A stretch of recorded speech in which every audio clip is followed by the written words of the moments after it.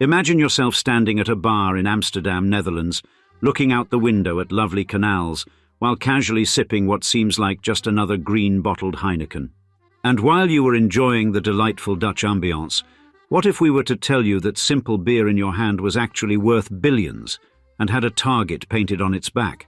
Understandably, as you trace your finger through the condensation on the glass, you might think you're just holding a drink. In reality, you're holding a piece of one of the most dramatic family-owned business sagas in European history, and that familiar red star gleaming from the bottle tells only half the story. Behind it lies a tale of billions of dollars in ambition, heart-wrenching kidnapping plots, and scandals spanning the African continent. Therefore, in today's episode of Old Money Luxury, we'll share all of that and more with you as we describe the Heineken family, when crime keeps chasing your $11 billion family business.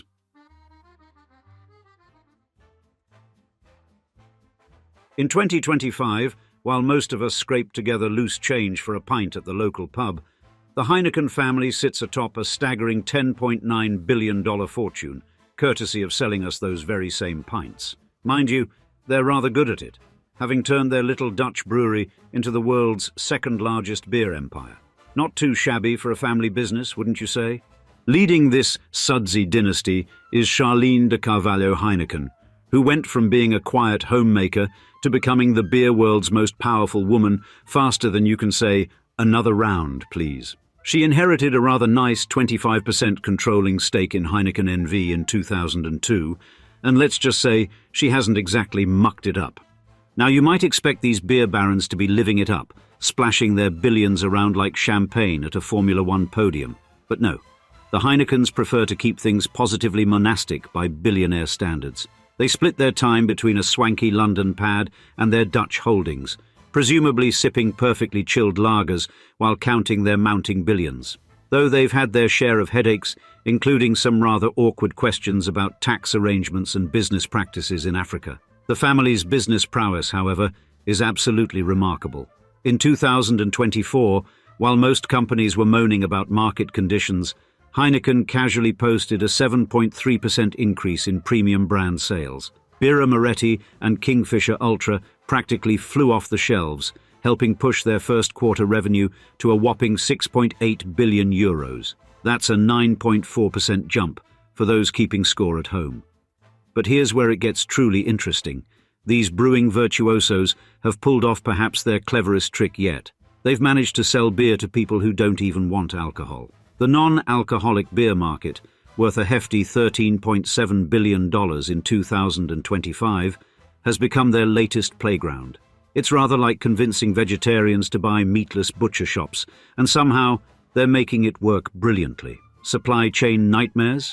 They've weathered them. Changing regulations? They've adapted. Market shifts? They've surfed them like pros. While other family businesses squabble over quarterly bonuses and corner offices, the Heinekens keep playing the long game, thinking in decades rather than fiscal quarters.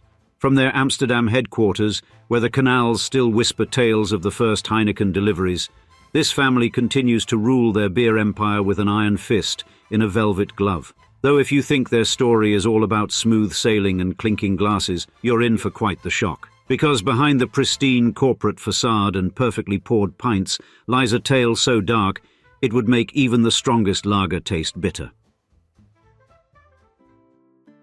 The streets of 19th century Amsterdam held the seeds of an empire, though none who walked them could have known it then.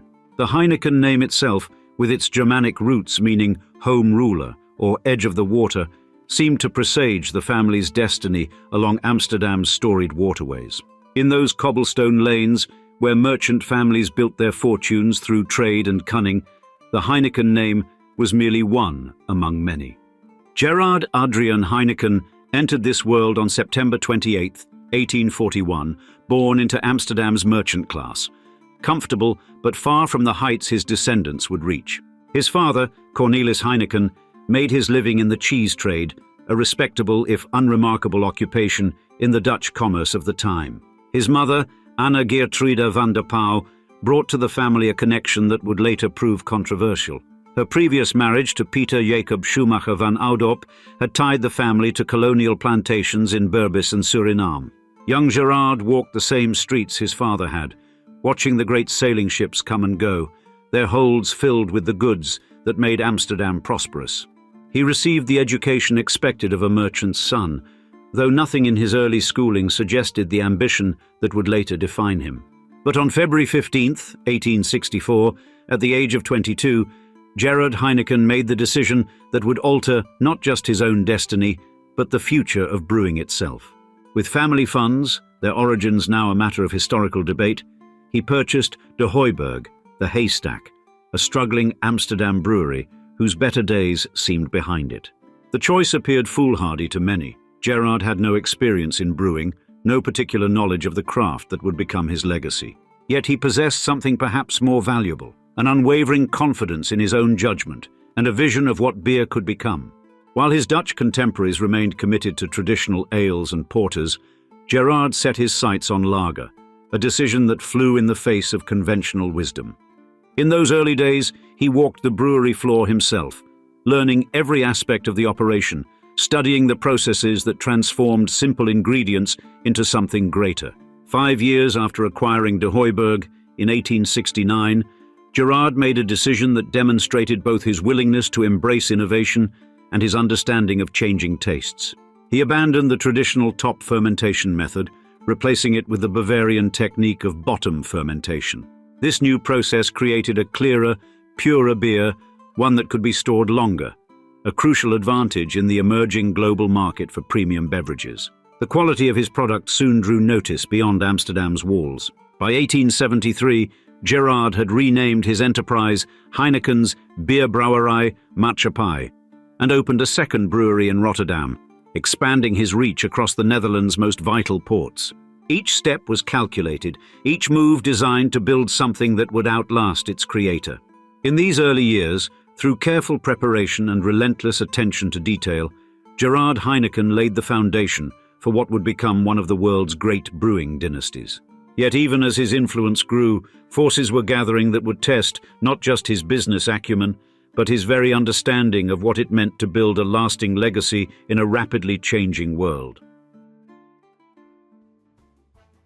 The death of Gerard Adrian Heineken in 1893 marked not an ending, but a crucial turning point in the brewery's history. His son, Henry Pierre Heineken, inherited not just a company, but a legacy that demanded both preservation and transformation. Born on April 3, 1886 in Amsterdam, Henry Pierre possessed qualities his father could not have anticipated, but the company desperately needed. While Gerard had built the brewery through intuition and determination, Henry Pierre would guide it with scientific precision. In 1914, he earned his doctorate in biochemistry from the University of Amsterdam, bringing an unprecedented level of scientific expertise to the family business. The laboratory became as crucial to his vision as the brewing floor had been to his father's. Under his guidance, Dr. H. Elion, a student of the renowned Louis Pasteur, developed the A yeast strain that would give Heineken beer its distinctive flavor, a strain still used in every bottle produced today. His scientific approach yielded immediate results. By 1918, Heineken's annual production had reached 500,000 hectoliters, dwarfing the typical Dutch brewery's output of 3,000. As president of Heineken's Beer Brewery Company from 1917 to 1940, Henry Pierre navigated the enterprise through some of the 20th century's most turbulent waters.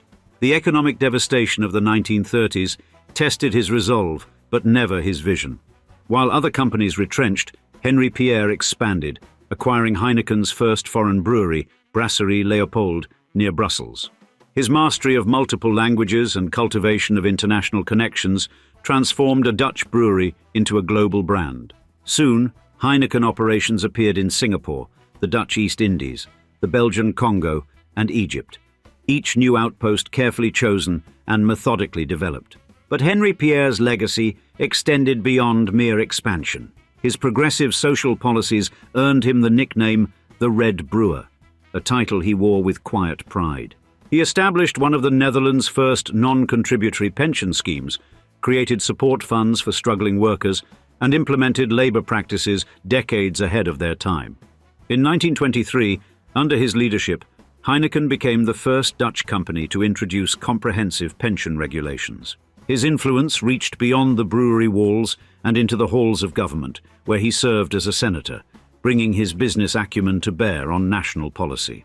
The Dutch government recognized his contributions with knighthood in the Order of the Dutch Lion, while France bestowed upon him the Legion of Honor.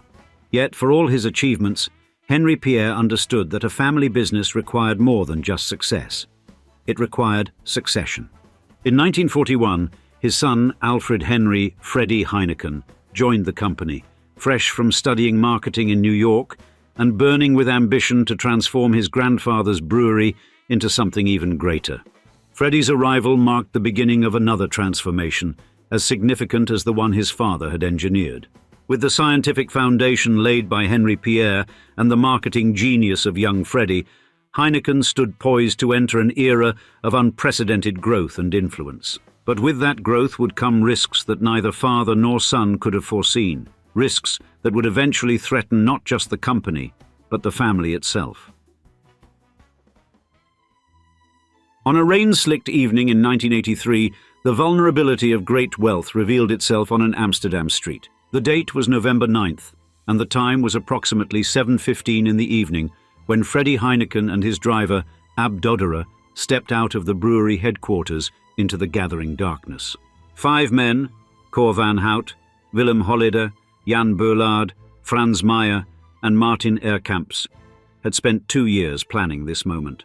They had initially targeted Heineken's Noordwijk home, but the security there proved too formidable, leading them to this alternative strategy. The kidnapping itself lasted mere minutes, a swift, violent action that saw both Heineken and Dodera forced into a waiting van, their lives forever altered. The perpetrators had prepared their hideout with chilling precision, a shed in Amsterdam's Western Harbour area, behind whose false wall lay 2 specially constructed cells. These cramped spaces, where Heineken and Dodera would spend the next 3 weeks, featured soundproofing materials and heavy chains mounted to the walls. The kidnappers' demand arrived soon after: 35 million Dutch guilders, approximately $18 million, a sum that would represent the largest ransom ever paid for an individual in Dutch history. Within the Heineken company, executives wrestled with an impossible decision, weighing police advice against the life of their chairman. The family chose to pay. What followed was an elaborate dance of coded newspaper advertisements and recorded messages, each step carefully choreographed by the kidnappers. On November 28th, after a failed first attempt, the ransom exchange finally succeeded through an intricate scheme involving pre-buried barrels in a wooded area. But the story did not end with the payment. 2 days later, on November 30th, an anonymous tip led police to a nondescript warehouse in Amsterdam's Western Harbour district. The SWAT team initially found nothing amiss until one officer discovered the false wall. Behind it, they found Freddie Heineken and Ab Dodera, alive but forever marked by their 21 days of captivity. The aftermath rippled through Dutch society like shockwaves from an earthquake. Freddie Heineken emerged from his ordeal a changed man, retreating further from public life and surrounding himself with unprecedented security measures. The kidnappers scattered like leaves in a storm. Willem Holleder and Cor van Hout fled to France, where they would successfully evade capture for more than 3 years. Frans Meyer disappeared into Paraguay, where he would build a new life until a determined Dutch crime reporter tracked him down. The incident transformed not just the Heineken family, but Dutch society itself, forcing a harsh reassessment of the vulnerability of its business elite. Yet even as the physical wounds healed and security measures intensified, another crisis was brewing, one that would challenge not just the family's safety, but the very foundations of their business ethics. The gleaming headquarters of Heineken in Amsterdam stood in stark contrast to the dusty roads of Burundi, where the company's African operations were about to cast a long shadow over its reputation. In this small, troubled nation, Heineken had become more than just a brewery. It had evolved into what critics called an essential pillar of the ruling dictatorship. The company's annual tax payments to the Burundian government represented a significant portion of the nation's revenue, creating a complex web of mutual dependency that would later draw intense scrutiny. Local investigators began documenting a pattern of behavior that extended far beyond Burundi's borders, reaching into the heart of several African nations where Heineken operated. In Nigeria, a major corruption case emerged, revealing layers of questionable practices that had been carefully hidden from public view. The company's tax strategies across the continent raised particular concern, with evidence suggesting elaborate schemes designed to minimize payments to some of Africa's poorest nations. Perhaps most troubling was the company's use of beer promoters, young women hired to boost sales in local bars and establishments. These women, known locally as beer girls, often faced dangerous working conditions and sexual harassment, their stories eventually reaching the ears of human rights organizations. But it was the company's actions during the 1994 Rwandan genocide that would prove most damaging to its reputation.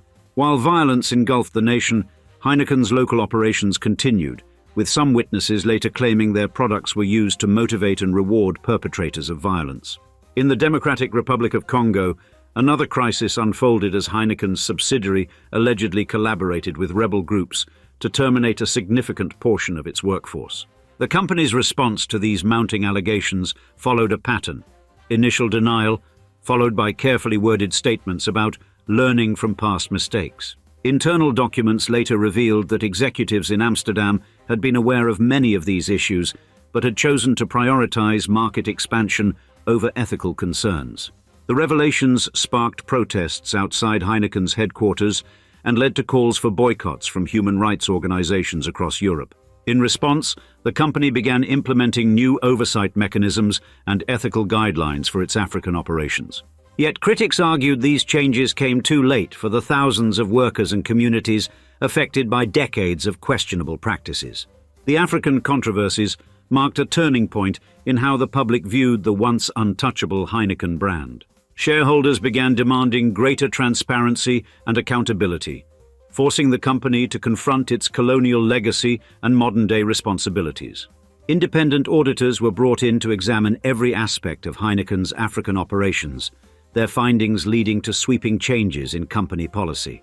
By 2025, Heineken had invested millions in community development programs across Africa, though debate continued about whether these efforts truly addressed the root causes of past controversies. The company's experience in Africa served as a stark reminder that in the modern era, traditional measures of corporate success no longer sufficed. Yet even as Heineken worked to address these ethical challenges, the question remained: could a company truly balance profit and principle in regions where the line between business and politics often blurred beyond recognition? The answer would help determine not just Heineken's future in Africa, but the shape of its global legacy in the 21st century. As the 20th century has given way to the 21st, the Heineken family's grip on their empire has shown no signs of weakening. The torch passed not with uncertainty, but with calculated precision when Charlene de Carvalho-Heineken inherited her father, Freddie's controlling stake in 2002. She assumed control of an enterprise that had grown far beyond Gerard Adrian Heineken's wildest dreams. No longer just a brewery, but a global corporation that would demand both diplomatic skill and iron resolve to manage. Together with her husband, Michel de Carvalho, a former Olympic skier turned financier, Charlene steered the company through the treacherous waters of modern business with remarkable dexterity. Under their guidance, Heineken continued its aggressive expansion, acquiring Mexican giant FEMSA's brewery division in 2010, bringing iconic brands like Dos Equis and Sol under the Heineken umbrella. The company's reach extended further in 2015 with a stake in California's Lagunitas Brewing Company, acknowledging the growing influence of craft beer culture. Each acquisition seemed to follow a pattern established generations before: identify excellence, preserve what works, and carefully integrate it into the larger Heineken framework. The family's influence extended into Asia, where in 2018 they secured a 40% stake in China Resources Enterprises, positioning themselves in the world's largest beer market. In India, they increased their holding in United Breweries to 61.5% by 2021, securing their position in another crucial market. Through economic upheavals, changing consumer tastes and global crises, the Heineken family has maintained their characteristic blend of innovation and tradition. Alexander de Carvalho, representing the fifth generation, has begun taking his place in the family business, ensuring continuity of the dynasty. Yet this is not the same company that Gerard purchased in 1864. The modern Heineken Corporation is a complex entity, balancing shareholder demands with family control, environmental concerns with profit margins, and traditional brewing methods with innovative technologies. In boardrooms across Amsterdam, London, and New York, the family's representatives continue to shape the company's direction with the same determination that has characterized their ancestors. They face new challenges: shifting consumer preferences toward non-alcoholic beverages, growing environmental concerns, and increasing scrutiny of corporate practices. And the 21st century demands a different kind of leadership than the 19th required. Where Gerard needed the courage to buy a struggling brewery and Henry Pierre the vision to modernize it, today's Heinekens require the wisdom to navigate a world where business success is measured not just in profits, but in social responsibility and environmental stewardship. Thus, the family's ability to adapt while maintaining control has become their greatest strength. In the end, perhaps Gerard Adrian Heineken's greatest legacy is not the beer that bears his name, but the dynasty he founded. A family that transformed a local Dutch brewery into a global empire, one carefully considered decision at a time. And now we'd like to see you in the comments. What is your opinion on the Heineken family's wild history? Is it inspiring or too controversial for your liking? Our channel thrives off of your thoughts, so don't be shy now and leave us a sentence or two below. With that said, thanks for joining us for another episode of Old Money Luxury, and cheers until the next one.